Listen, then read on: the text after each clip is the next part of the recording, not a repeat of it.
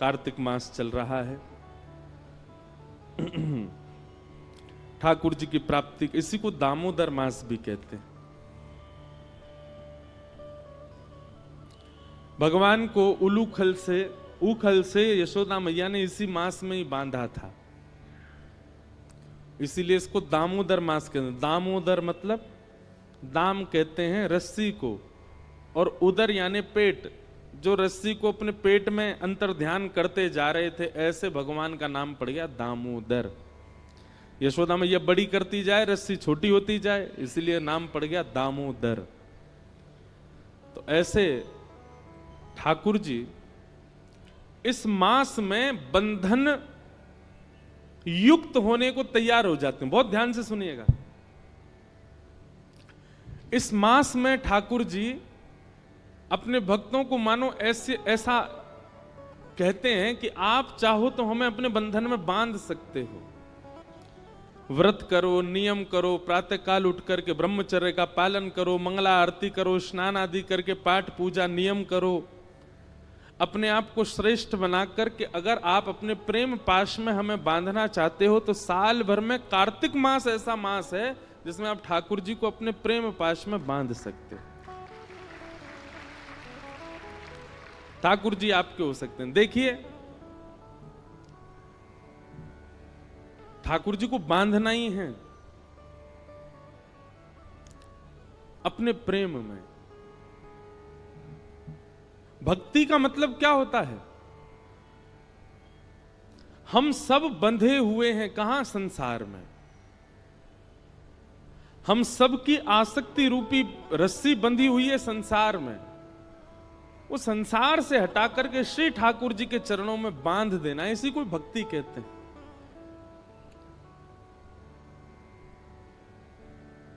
लेकिन संसार से जब हमारी आसक्ति रूपी रस्सी बंधी होती है तो हम बंधन में होते हैं। संसार तो मुक्त ही है, पर जब वह आसक्ति रूपी रस्सी ठाकुर जी से बांध दी जाती है तो ठाकुर जी भी बंध जाते हैं और हम भी बंध जाते हैं, दोनों बंध जाते हैं। पर जहां जहां हम जाते हैं, अनुब्रजाम में हम नित्यम पूये ये तन्य रेणु भी, भगवान कहते हैं फिर जहां जहां मेरा भक्त जाता मैं उसके पीछे पीछे जाता हूं। तो ये बहुत पवित्र मास है, ब्रह्म मुहूर्त में उठने की विधा है। अब हमारी तो स्थिति ऐसी हो गई है कि हम इतने थक जाते हैं कथाएं करते करते। अभी हमको थोड़ा सब संत जन भी कह रहे हैं, घर के लोग भी कह रहे हैं, अब अवकाश करना शुरू करो, कथाओं के बीच में 2-4 दिन का अवकाश रखो, थोड़ा आराम करो, पर हो ही नहीं पा रहा है। अब तो ऐसा हुआ है कि हमको आगे की कथाएं स्थगित करनी पड़ी हैं आराम करने के लिए। लेकिन आप सब लोग तो मुक्त हैं, तो कम से कम कार्तिक मास में प्रयास कीजिए, ब्रह्म मुहूर्त में उठिए और ब्रह्म मुहूर्त में स्नान आदि करके। भोपाल में अगर आपको व्यवस्था हो, यहाँ पे मंगला आरती 4-5 बजे होती हो मंदिरों में, तो पता नहीं, हमारे वृंदावन का तो माहौल देखने वाला होता है कार्तिक मास में। सुबह से ही सब ब्रजवासी और दर्शनार्थी और आगंतुक जितने भी लोग होते हैं वे सब निकल पड़ते हैं। यमुना स्नान करेंगे, राधा वल्लभ, बांके बिहारी, राधा रमण, रास मंडल, सेवा कुंज, सब जगह मंगला करते हैं, ठाकुर जी के मंगल दर्शन करते हैं। तत्पश्चात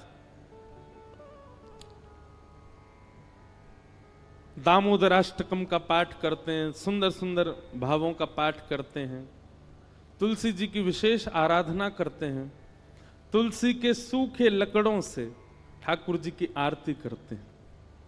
हमारे एक पंडित जी बता रहे थे कि कोई संत कथा में कह रहे थे कि एक बार कोई चूहिया दौड़ करके जा रही थी तो गलती से तुलसी के सूखे लकड़े पड़े थे, एक लकड़ी पर पैर पड़ गया तो वो उछल करके ठाकुर जी के सन्मुख अर्पित हो गई कार्तिक मास में। तो उसका परिणाम ये हुआ कि वो अगले जन्म में ठाकुर जी की कोई अनन्य सखी बन करके आई, अनन्य कोई प्रियसी बन करके आई। तो हम सब चुईया तो नहीं है, हम सब तो मानव हैं। कहने का अभिप्राय, भूल से भी यदि ठाकुर जी को तुलसी अर्पित हो जाती है या तुलसी के सूखी लकड़ी से ठाकुर जी की आरती हो जाती है, तो कार्तिक मास में उसका फल देखो। पुनः हम एक बात कह दें, वृंदावन की जो रस रीति है ना, वो प्रेम की भरी हुई है, वहां पर पुण्य की कामना नहीं होती। आपके भोपाल में, इंदौर में, बंबई में, दिल्ली में, कलकत्ता में, चेन्नई में, पंजाब में, हिमाचल में, आदि आदि सब क्षेत्रों में पुण्य के लिए लोग भक्ति करते हैं, पर वृंदावन में पुण्य के लिए नहीं करते। वृंदावन में पुण्य की कामना नहीं होती है। वृंदावन में तो श्री कृष्ण चाहिए बस, और वो कृष्ण प्रसन्न रहे बस, ये कामना होती है। वहां पुण्य की कामना से कोई भजन नहीं करता। वृंदावन रस रीति अगर भाव आएगा तो कहूंगा इस कथा में। कार्तिक मास का आप सब लोग पालन करो। श्रीमद् भागवत जी का महात्मा हमने कल सुना, अब प्रथम स्कंद से कथा का प्रारंभ करते हैं। जन्माद्यस्य यतोऽन्वयादितरतश्चार्थे स्वविज्ञस्वराट् तेने ब्रह्म हृदय आदि कवये मुह्यन्ति यत्सूरयः तेजो वारिमृदां यथा विनिमयो यत्र त्रिसर्गो मृषा धाम्ना स्वेन सदा निरस्तकुहकं सत्यं परम धीमहि। भागवत जी के प्रथम श्लोक में परम सत्य को वंदन किया गया। परम सत्य क्या है? ठाकुर जी का नाम। बंधुओं, ठाकुर जी प्रत्यक्ष मिलेंगे ये जरूरी नहीं है। आप ठाकुर जी के मिलने को किस रूप में लेते हो? बहुत ध्यानपूर्वक सुनिएगा। मुझे श्री कृष्ण मिल गए, इसको आप किस भाव से देखोगे? कि मेरे संग कृष्ण बैठते होंगे, मेरे संग कृष्ण खाते होंगे, मेरे संग कृष्ण सोते होंगे, मेरे संग कृष्ण डोलते होंगे, इसको आप समझोगे कि इनको कृष्ण मिल गए? नहीं। सब लोग बिल्कुल सावधानी से सुनिएगा। कृष्ण प्राप्ति के लक्षण क्या हैं? सबसे पहला, आपका हृदय प्रेम से अथाह भर गया हो।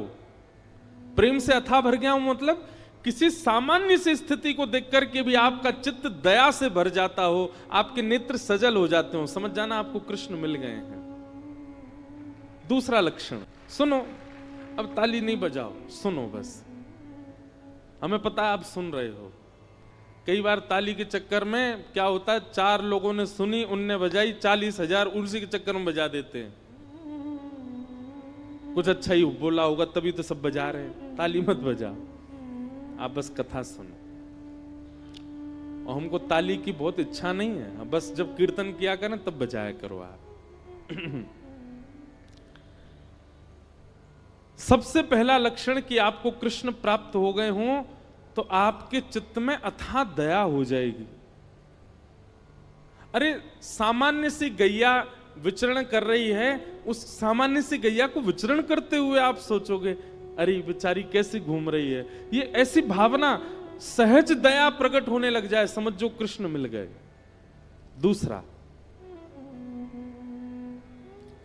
आपके चित्त में विकार उत्पन्न जल्दी नहीं होते हैं, सदैव शुद्ध भाव बने रहते हैं। जैसे कई लोग होते हैं उनके चित्त में बहुत जल्दी विकार आ जाते हैं। किसी के सुंदर रूप को देख लिया तो काम प्रकट हो जाता है, किसी के अति धन को देख लिया तो लोभ प्रकट हो जाता है, किसी की व्यंजनों को देख लिया तो उसके प्रति आसक्ति प्रकट हो जाती है, कहीं पर व्यसन वस्तु देख ली तो उसके प्रति भोग दृष्टि प्रकट हो जाती। समझ रहे हैं ना बात को? पर आपकी स्थिति कैसी? आपकी जल्दी जल्दी विकार उत्पन्न नहीं होते चित्त में, कोई कितना भी रूपवान आपके सामने आ जाए, पर आप उसके रूप को देख करके ये विचार नहीं करते कि ये मेरा हो जाए, आप बल्कि उसके रूप को देख के ये विचार करते हो ये इतना सुंदर है तो इसको बनाने वाले ठाकुर जी कितने सुंदर होंगे, ये इतना रूपवान है। बेचारे आदत हो गई आपकी ताली बजाने की, मारी फिर रुक गए, अरे हमको तो बजानी नहीं थी।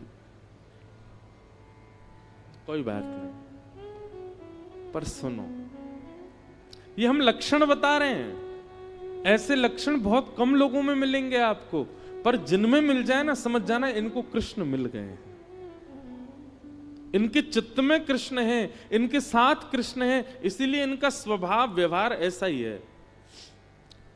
तीसरा लक्षण कृष्ण प्राप्ति का क्या है? कोई आपको बोल दे ऐसे ही मजाक में, बोले क्या भोपाल में गंगा जी बह रही हैं, तो आप उस पर विचार नहीं करोगे, आप मान ही जाओगे, अच्छा आ गई होंगी, पहले तो नहीं थी अब आ गई होंगी, इतना भोलापन चित्त में आ जाएगा, आप चतुराई भूल जाओगे, आप अत्यंत सहज हो जाओगे, अत्यंत भोले हो जाओगे, समझ जाओ कृष्ण मिल गए।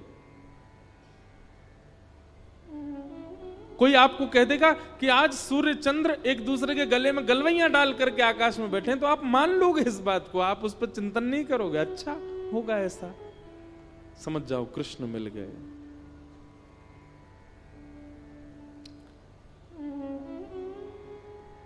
चौथी बात, कृष्ण प्राप्त होंगे तो आपके अंदर स्थिति कैसी हो जाएगी? व्रत करना, नियम करना, जल्दी उठना, कथा सुनना, कीर्तन करना, साधन करना, इनको आप नियम की तरह नहीं करोगे, इनको आप सौभाग्य की तरह करोगे, ये मेरा सौभाग्य है। कोई आपसे रात्रि 11 बजे बोले कि कल सुबह 3 बजे उठना है, तो आप आना काने, अरे राम राम नींद पूरी नहीं होने दे रहे हैं मेरी, क्या करें, ये 3 बजे उठना है, तो आप उसके लिए इतने सौभाग्यशाली मानोगे अपना, अरे 3 बजे उठना है, ठीक है सुबह तो 3 बजे उठेंगे हम। कल आपको व्रत करना है, पूरे दिन कुछ खाना नहीं है, तो आप इससे विचलित नहीं होगे, आप और आनंदित हो जाओगे, अच्छा मुझे व्रत करना है। जैसे कई लोग एकादशी का नियम ले लेते हैं कि हमको एकादशी करनी है, तो जैसे एकादशी आने वाली हो 10वीं को इतना खा लेते हैं कि कल तो भूखा रहना है हमको। पर कृष्ण जिसके चित्त में आ जाते हैं ना, वो व्रत को नियम की तरह नहीं सौभाग्य की तरह करता है, उत्सुकता की तरह करता है। जैसे बालक को कह दो कल हम तुझे मेला ले जाएंगे, तो रात भर सोता नहीं बालक, उसको इतनी एक्साइटमेंट रहती है, इतना पसंद रहता है, कल मेला में जाऊंगा। ऐसी उत्सुकता व्रत के लिए, नियम के लिए, सेवा के लिए, कथा के लिए, कीर्तन के लिए, धाम गमन के लिए उत्पन्न हो जाए, समझो कृष्ण प्राप्त हो गए। और 5वां लक्षण, रेलवे स्टेशन हो, एयरपोर्ट हो, बस स्टैंड हो, पब्लिक प्लेस हो, मॉल हो, कहीं भी कोई तिलकधारी दिखाई दे जाए, कोई कंठी पहना हुआ दिखाई दे जाए, भले ही आप अपने ऑफिस के काम से हो, आप ऑफिशियल वेशभूषा में हो, लेकिन दिख जाए कि कोई वैष्णव सामने आ गया है, तो चित्त में अत्यंत आह्लाद, परिचय नहीं है आपका उससे, आप जानते नहीं हो उसको, लेकिन उसके वैष्णव भाव को देखकर के आप अत्यंत आनंदित हो जाओ, अत्यंत सुख में भर जाओ, और आपका मन हो कि मैं जाके इसको प्रणाम करके आऊं, समझ जाओ आपको कृष्ण मिल गए।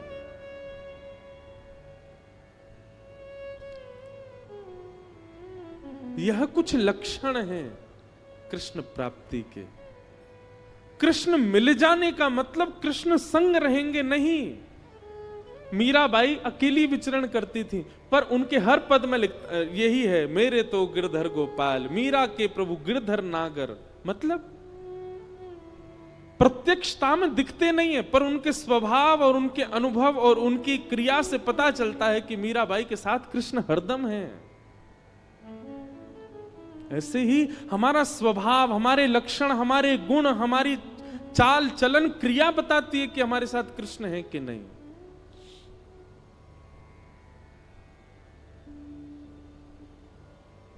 इसलिए भैया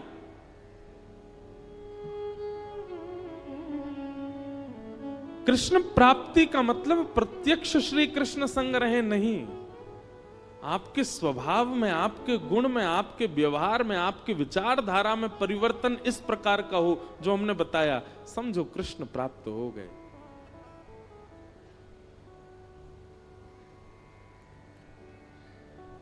और कृष्ण प्राप्ति की प्रथम सीढ़ी क्या है? नाम जप, नाम संकीर्तन, ठाकुर जी के नाम का निरुध्यासन, स्मरण और निरंतर उसी का चिंतन, उसी से ही यह गति पकड़ेगी। पहला गेर ही है नाम जप, और उसी नाम को ही श्रीमद् भागवत में कहा गया परम सत्य, सत्यम परम धीमहि। हम ऐसे परम सत्य भगवान श्री कृष्ण के नाम को प्रणाम करते हैं, नमन करते हैं, वंदन करते हैं।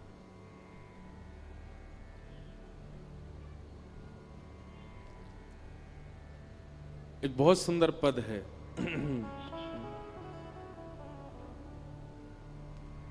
राम नाम विसार बंदे, राम नाम विसार बंदे, राम नाम विसार रे,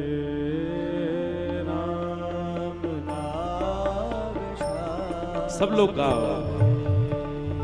राम नाम विसार बंदे, राम नाम विसार बंदे, कृष्ण नाम विसार बंदे, कृष्ण नाम विसार बंदे, राम विसार रे, राम नाम विसार रे, राम नाम विसार रे, राम नाम विसार रे।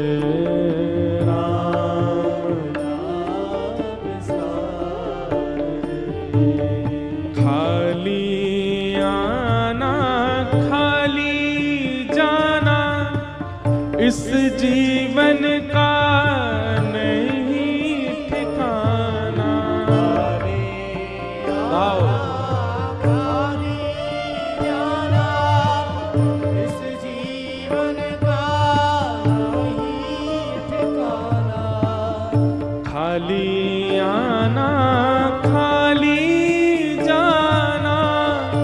इस जीवन का नहीं ठिकाना, खाली आना खाली जाना इस जीवन का इसमें नहीं कुछ सार बंदे, इसमें नहीं कुछ सार बंदे, इसमें नहीं कुछ सार बंदे, इसमें नहीं कुछ सार बंदे, राम नाम विसार रे,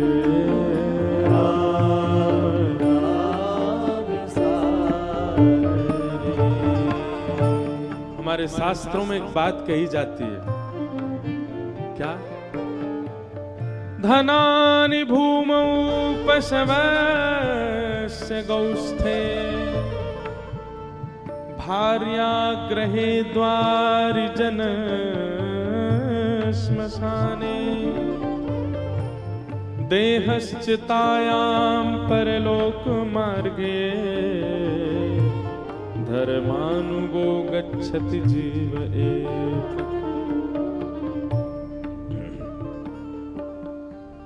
व्यक्ति की जब मृत्यु हो जाती है तो धनानि भूमौ, जितनी चीजें उसने संसार में आकर के कमाई हैं सब वहीं रह जाती हैं जहां रखी हैं। पशवश्च गौष्ठे, गाड़ियां सब अपने कारागृह में खड़ी रह जाएंगी, कोई साथ नहीं जाती। आप कहोगे महाराज जी धन और गाड़ी ये तो निर्जीव प्राणी हैं, जीवित लोगों की बात करो। तो कहते हैं भार्या ग्रहे द्वारी, जिसके साथ 7 जन्मों तक रहने का आपने संकल्प लिया था, विवाह किया था, वो भी घर के द्वार पर खड़ी रह जाती, उससे आगे नहीं जाती। भार्या ग्रहे द्वारी जन श्मशाने, परिवार के सब जन भी केवल शमशान तक जाते हैं, उसके आगे वो भी नहीं जाते। आप कहोगे मेरा देह मेरे साथ जाएगा, तो ये भी नहीं जाएगा। देहश्चितायाम, ये भी चिता तक जाता है, बस साथ में जला देते हैं यहीं पर। तो फिर आगे जाता कौन है? बोले हमारी आत्मा के साथ केवल और केवल संपूर्ण जीवन में किया गया भजन ही साथ जाता है, केवल हरिनाम हमारे साथ जाता और कुछ नहीं जाता। देखो भोपाल में किसी राजकीय जगह पर आप जाओगे तो आपसे पूछा जाएगा आपने जीवन में क्या किया है। आपको कोई पुरस्कार दिया जाएगा तो संपूर्ण जीवन का ब्यौरा पूछा जाएगा, आपने क्या किया है, कितना काम किया है, कितना समाज सेवा करी है, कितना धन कमाया है, सब पूछा जाएगा। क्यों? क्योंकि इनसे ये संसार में प्रयोजन है। आपकी समाज सेवा, आपका धन कमाना, आपके जीवन में करने, आपके जो एक्सपीरियंस हैं, वो सारी चीजें यहां पर मायने रखती हैं। पर ये सब चीजें ब्रह्मलोक में, देवलोक में मायने नहीं रखती। तो वहां क्या पूछा जाता है? यहां से जाने वाले से यही पूछा जाता है तेने जीवन में कितना भजन किया। क्यों? यहां जो कुछ भी किया है संसारी, वो वहां काम आने वाला नहीं है। रुपया ले जाकर के अमेरिका में चलाओ, पानी की बोतल खरीदने जाओ, 10 रुपया अमेरिका में दो, अंग्रेज भगा देगा आपको, बोले डॉलर लेके आओ, यहां डॉलर चलता है, यहां रुपया नहीं चलेगा। ठीक वैसे ही देवलोक में आपका सांसारिक काम नहीं चलता, वहां भजन चलता है।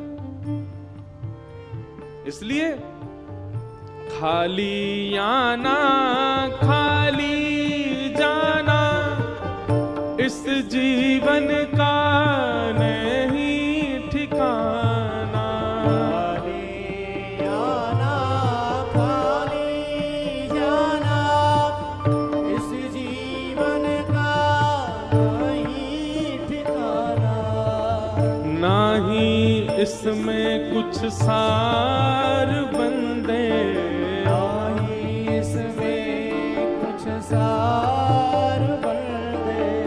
इसमें नहीं कुछ सार बंदे, इसमें नहीं केवल एक सार है, क्या? हे राम नाम सार रे, राम नाम सार रे, राम नाम विसार बंदे, राम नाम सार बंदे, राम नाम विसार रे, राम नाम सार रे, हे राम नाम विसार रे, राम नाम सार। गाओ भाव से।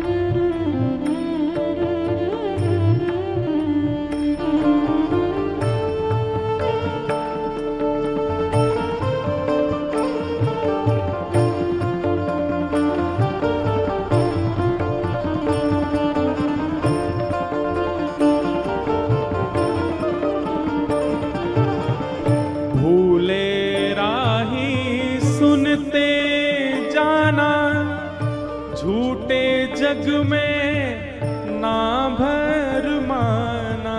भूले राही सुनते जाना, झूठे जग में नाही भर माना। बंधुओं, एक हमारी बात सुनोगे? कटु सत्य है, पर संसार में सब लोग, चाहे कितना भी प्रिय संबंधी क्यों ना हो, सब आपसे स्वार्थ से ही जुड़े हुए हैं। बहुत बेसहारा, ने ठीक करो। सब आपसे स्वार्थ से जुड़े हुए। एक काम करो, कुछ दिन घर पे ही बैठे रहो, कुछ मत करो, बैठे ही रहो। सुबह उठो, उठ करके पत्नी से या माँ से, जिससे भी बोलो, रोटी दो, पाओ, फिर पड़ जाओ बिस्तर पे। फिर दोपहर में उठो, फिर पाओ, फिर पड़ जाओ बिस्तर पे। फिर रात में उठो, फिर पाओ, फिर पड़ जाओ बिस्तर पे। रात में दूध पियो 2 गिलास, फिर पड़ जाओ बिस्तर पे। ऐसा कुछ दिन करके देखो।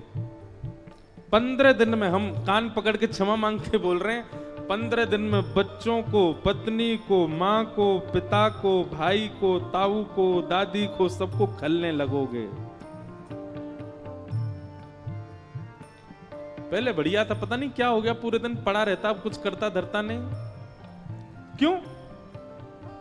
आप उनके नहीं हो क्या? आप पूरे दिन पड़े नहीं रह सकते? अरे ये तो मेरा परिवार है, इन सब ने मुझे जन्म दिया, इन सब ने मुझे पाल पोस के बड़ा किया, ये मुझे पड़ा क्यों नहीं देख सकते? स्वार्थ है, सबका स्वार्थ है। अन्यथा नहीं लेना बात को, पर कई बार घर का कोई सदस्य बहुत गंभीर बीमारी से रुग्ण हो जाए और डॉक्टर अगर कह दे कि अब तो इसकी सेवा करो घर ले जाके, हम ले तो आते हैं, जो थोड़ा बहुत प्रेम हमारे भीतर बचता है उसके प्रति, उसके कारण हम उसको घर ले आते हैं, उसकी सेवा प्रारंभ कर देते हैं। लेकिन फिर कुछ महीने बाद पता क्या होता है? घर के सदस्य बोलते हैं, अब तो भगवान से प्रार्थना, बहुत कष्ट पा रहे हैं, चले जाएं जी।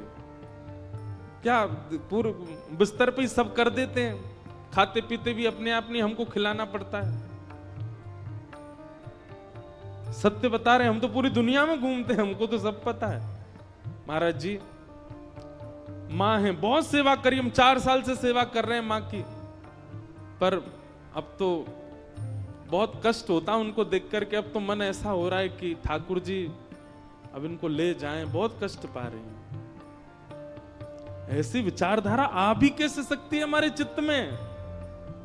और इस भाव में केवल आप लोगों को दोषी नहीं, मैं खुद को भी दोषी मानता हूं। संसार में कोई प्रेम नहीं करता, सब स्वार्थी हैं। आपकी एक स्थिति हो जाने पर सब आपको छोड़ देना चाहते हैं। इसीलिए कह रहे हैं, भूले राही सुनते जाना, झूठे जग में नहीं भर माना।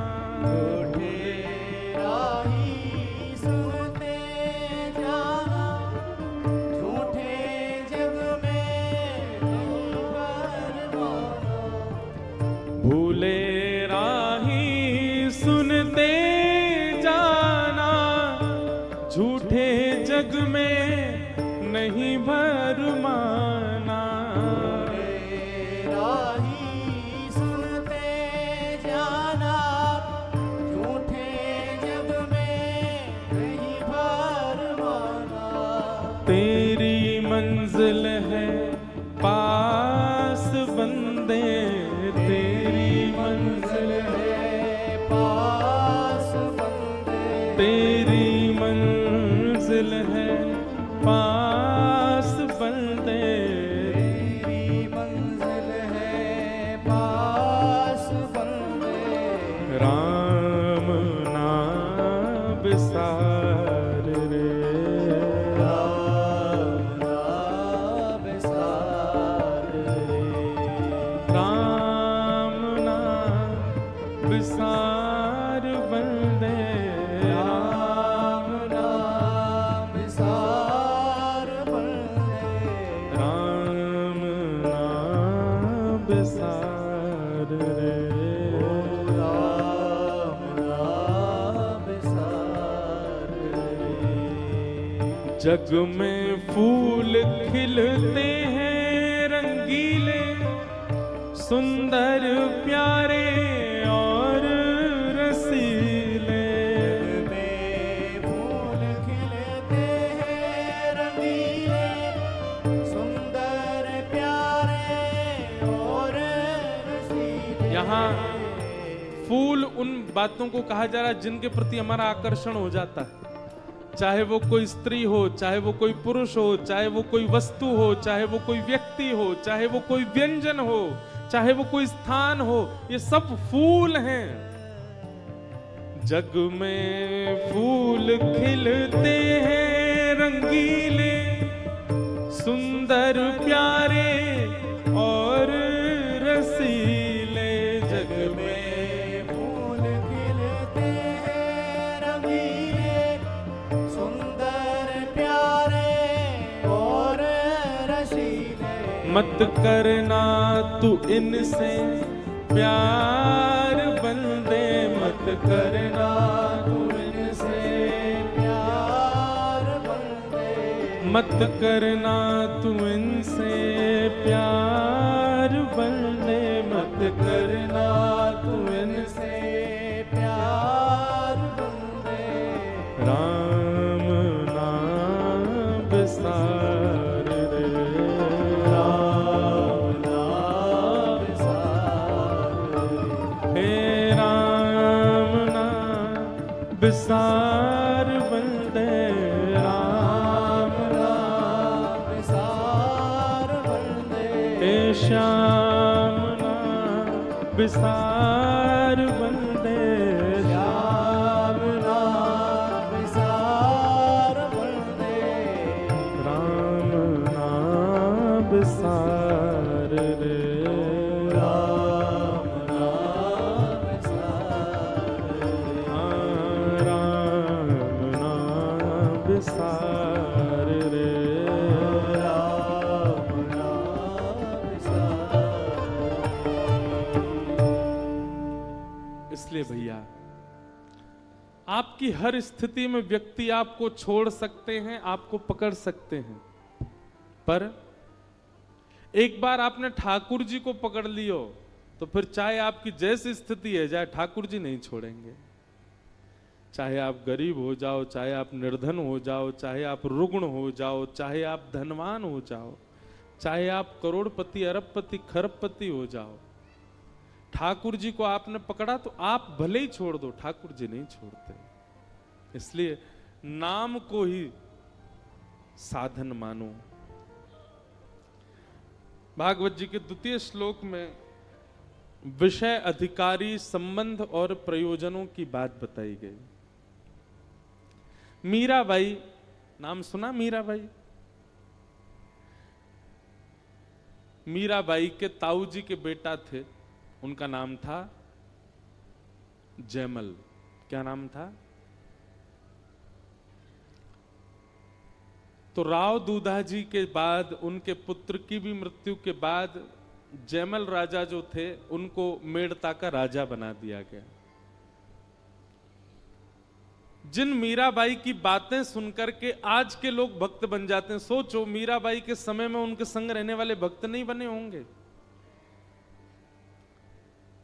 मीराबाई की कृपा से जयमल के अंदर भी भक्ति आ गई थी। एक बात हम बहुत स्पष्ट रूप से कह दें आपसे, अगर आप स्वीकार करें तो, ठाकुर जी वैसे तो अपने सारे भक्तों से प्रसन्न रहते हैं, पर दो भक्तों से विशेष प्रसन्न होते हैं। पहला वो जो बहुत धन होने के बाद भी, बहुत संपन्न होने के बाद भी, बहुत व्यवस्था और बहुत योग्य कुल में होने के बाद भी ठाकुर जी की भक्ति के आगे सब नतमस्तक कर देता है, उससे बहुत प्रसन्न रहते हैं। और दूसरा, जो कुछ ना होने के बाद भी, कोई व्यवस्था ना होने के बाद भी, श्रेष्ठता ना होने के बाद भी कभी ठाकुर जी से शिकायत ना करते हुए भी समर्पित रहता है। समझ में आई बात? हमारे पास दोनों में ही अव्यवस्था है। हम लोग बहुत धनवान हो जाते हैं तो सबसे पहले भूलने का काम ठाकुर जी को करते हैं। व्यक्ति खुद पूजा करता है भगवान की, लेकिन जैसे ही बहुत धनवान हो जाता है, बड़े घर में चला जाता है, महलों में रहने लग जाता है, फिर पुजारी जी रख लेता है, ठाकुर जी की सेवा पुजारी जी करेंगे। और ठाकुर जी की क्या, अब तो सब जगह ही हो गया है। माताएं भी जब बच्चे हो जाते हैं तो फिर उनके लिए एक दूसरी सेविका रखते हैं, खुद नहीं उसको उठाती घुमाती, उसकी भी सेवा करने वाली एक संग रहती है। तब भगवान सोचते तो होंगे, अरे जो मेरी क्या सेवा करेंगे, अपने खुद के बच्चे तो संभाले नहीं जा रहे इनसे, उसके लिए भी इनको कोई ना कोई सेविका चाहिए, हमारी क्या सेवा।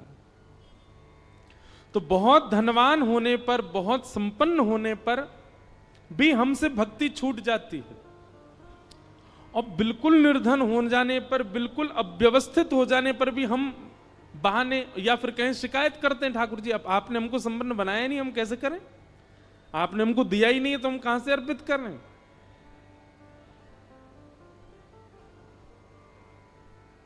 लेकिन इन दोनों स्थितियों में भी जो ठाकुर जी को विस्मृत नहीं करता, समर्पित रहता, ठाकुर जी उससे बड़े प्रसन्न रहते हैं।